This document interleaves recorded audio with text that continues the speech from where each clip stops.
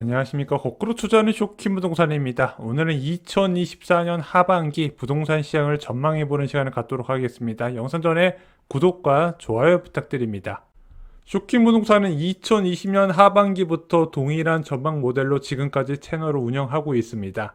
저희가 2021년부터 부동산 전망한 거 간략하게 요약드릴게요. 자, 2021년에는 저금리로 부동산이 상승하지만 긴축으로 매수하면 안 된다 말씀드렸고요. 2022년에는 긴축이기 때문에 본격적인 하락이 시작이라고 전망을 드렸습니다. 자, 2023년에 어떻게 말씀을 드렸다? 전세 만기됐으면 사야 된다 말씀드렸고요. 2024년 전망에서는 1분기 하락, 2분기, 3분기 상승이라고 말씀드렸죠. 현재 수도권 부동산 시장 상황은 어떤가요? 서울은 2년 9개월 만에 가장 높은 주간 매매 가격 변동률을 보였습니다. 0.2% 상승을 했어요. 이거는 통계상 이런 거고요. 서울에 위치한 상급지는 과열 초기 모습이 나타나고 있습니다. 거의 전구점 찍은 곳이 계속 늘어나고 있어요. 또한 여기서 멈추지 않고 더 넓은 면적으로 상승세가 확대가 되고 있습니다. 서울의 핵심지 다 오르고 경기도 지역에서도 좀 주요 지역 중심으로 올라가는 흐름이 보여요. 자, 경기도 매매가격 지수 변동률이 0.02에서 0.05%로 확대됐고 저는 개인적으로 이게 더 늘어날 것으로 보고 있습니다. 서울과 경기도 아파트 거래량 꾸준히 늘어나는 모습을 보이고 있습니다. 일단 6월달 아파트 거래는 정말 많이 늘었어요. 지금 현재 6월 서울 아파트 거래량은 6,000건대, 경기도 아파트 거래량은 1만 3,000건이 예상돼 있거든요. 7월달에 데이터가 더 쌓여야겠지만 이게 뭐 그렇게 줄어드는 모습을 보이고 있지 않다는 거, 덜 오른 지역에서 계속 사람들이 사고 있는 게 거래량에서 나타나고 있습니다. 그럼 이런 흐름이 언제까지 이어질 것인가? 금리를 보면 되는데 시장 금리는 계속 낮아지고 있습니다. 자, 영상을 제작하기 전날에 한국 국채 금리가요 3.16%까지 떨어졌습니다. 연중 최저치예요. 지금 한국은행의 금리 인하 가능성을 채권 시장이 계속 반영을 하고 있습니다. 그래서 정부가 지금 금융당국을 압박해서 주택담보대출의 금리 인상을 유도하고 있는데 시장 금리가 워낙 낮게 형성돼 있기 때문에 수요를 억제하기 어려운 상황이다 이렇게 말씀을 드려요. 그래서 앞으로 시장 금리가 크게 치솟는 거는 미국 경제 지표에 달려 있는데 현재 나오는 미국 경제 지표가 약간 침체를 가리키면서 시장 금리가 좀 떨어지는 모습을 보이고 있고 대한민국도 거기에 동조화 현상을 보이고 있는 거죠. 당초 쇼킹 부동산 2024년 전망대로 3분기까지는 상승이 이어질 것으로 보여집니다. 그래서 오늘 영상은요, 4분기 예측에 좀 포커스를 맞출게요. 저희가 지난 전망에서는 금리에 따라서 달라질 거라 말씀드렸는데, 현재까지 나온 정부 기준으로 한번 분석을 해보겠습니다. 부동산 가격 상승을 멈추는 두 가지 방법이 있습니다. 첫 번째, 시장 금리가 올라가면서 입주 물량이 늘어가면 집값은 상승을 멈추고 하락으로 전환하게 됩니다. 또 다른 방법은 과열 이후에 시장의 예상을 뛰어넘는 강력한 규제가 나오면요, 일시적으로 상승을 멈추게 됩니다. 자, 그럼 올해 4분기 때 이런 상승을 멈추는 일이 생길 수 있을 것인가 한번 살펴보겠습니다. 먼저 시장금리 상승과 입주 물량 증가 모델입니다. 일단 올해 하반기부터 입주 물량이 크게 늘어난다는 거 잘 아실 겁니다.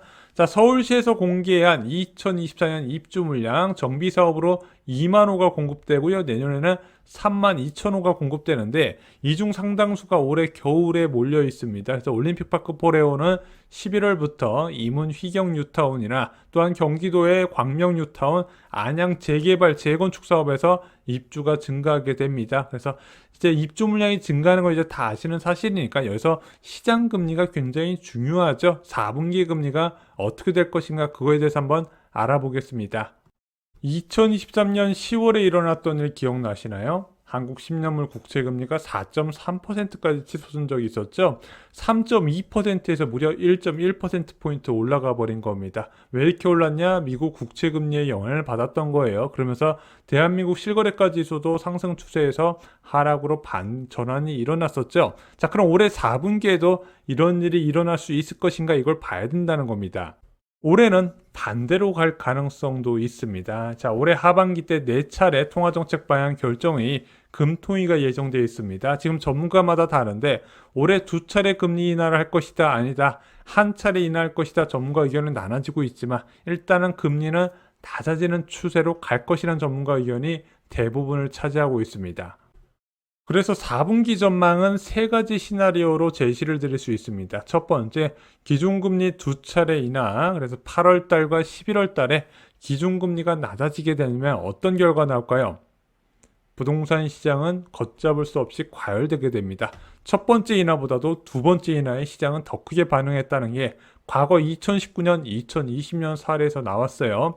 자, 부동산 시장이 과열되면 정부에서 대책을 발표하겠죠. 아마 대출 한도를 크게 줄이는 정책 중심으로 발표될 가능성이 있습니다. 이렇게 올해 4분기가 끝날 가능성이 첫 번째 시나리오입니다. 두 번째 시나리오는 한 차례 인하입니다. 8월 또는 10월 달에 기준금리를 한 차례 낮추는 거죠. 자, 이렇게 한 차례 낮췄을 때 정부의 대책도 같이 나올 가능성이 있다고 보고 있습니다. 왜? 가계부채 증가를 억제하기 위해서 대출 규제 중심으로 나올 수가 있다는 거죠. 이것으로 11월 달부터는 보합으로 전환되지 않을까? 이것이 두 번째 시나리오입니다.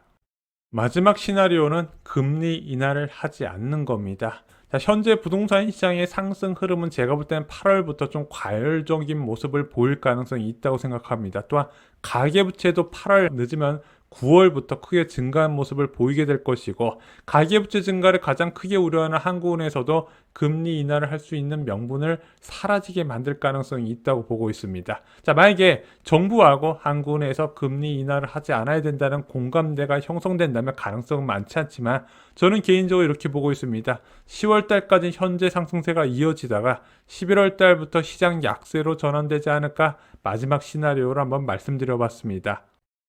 이것으로 2024년 하반기 전망을 마치겠습니다. 여러분들 의사결정에 도움이 되셨으면 좋겠습니다. 자, 선착순 부동산 상담도 같이 시작하고 있습니다. 8분을 모시고요. 내 집 마련과 투자, 청약, 자산 리밸런싱에 모든 것을 상담해 드립니다. 한번 신청하고 나서 7일간 자유롭게 상담이 가능합니다. 신청은 고정 댓글을 확인해 주시기 바랍니다. 이상으로 영상 마치겠습니다. 감사합니다.